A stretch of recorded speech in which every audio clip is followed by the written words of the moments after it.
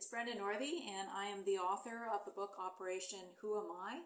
And the last video I talked about the first section of this book, which was focusing on who was I, your childhood, your teen experiences, and then asking you to capture what's essential from that period to move forward that would help you.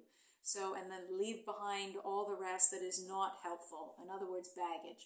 So you move forward. When you got to day 9, we summarized and looked at some of these questions and summarized, trying again to capture some of those key reflections that you had made. So if you haven't done day 9 yet in the summary, then make sure you complete that before moving on to day 10. This video focuses on your military period. So there are not a lot of days focused on, and there's a reason, because you have so many services available, different levels of expertise to help you understand your military experience. So I didn't want to have too much replication.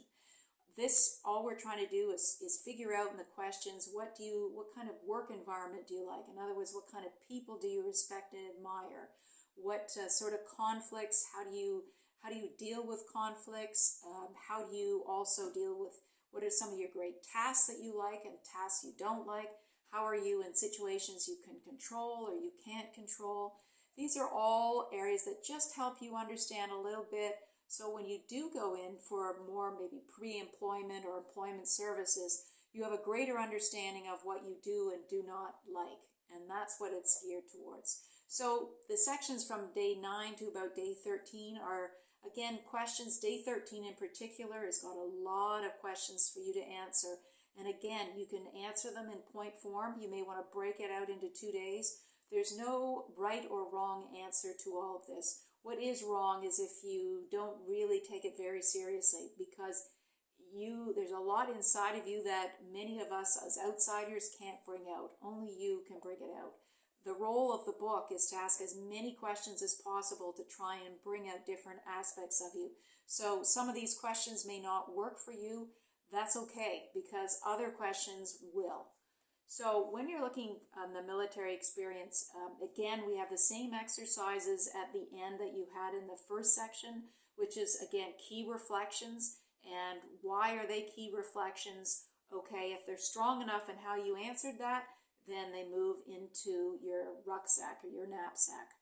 And then when we get to, in this particular, it's day 14, where we summarize the patterns. It actually starts to get interesting, because what you're going to start to do is add in your answers from your section 1, and then you're going to add in your answers for section 2, and then part of the question is going to be you reviewing. Now, is there a pattern that you see?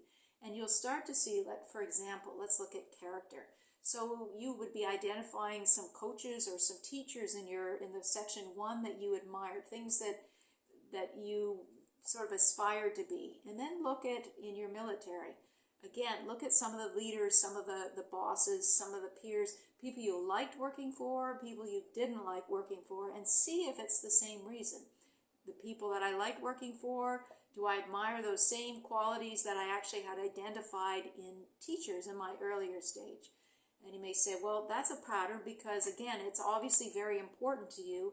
So when you're moving forward onto your next career, look at some of the bosses you're going to work for. It's sort of a well-known, and I certainly found this out the hard way.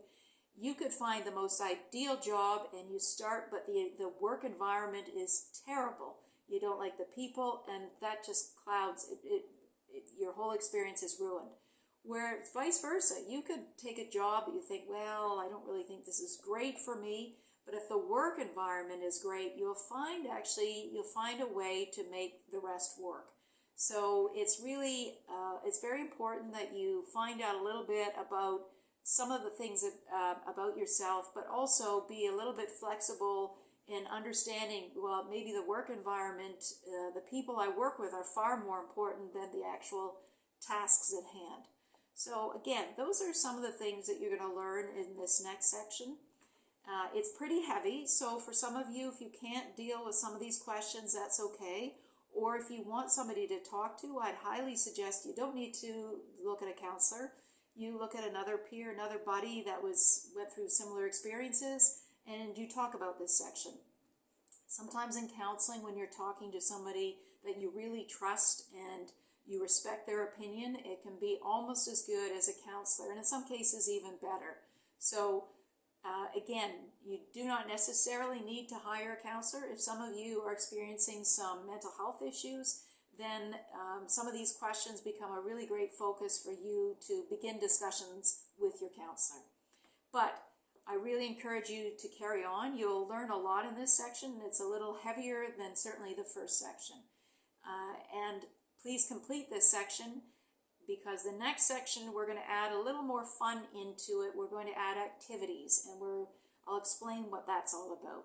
So good luck, and please tune in for the next round. Thank you.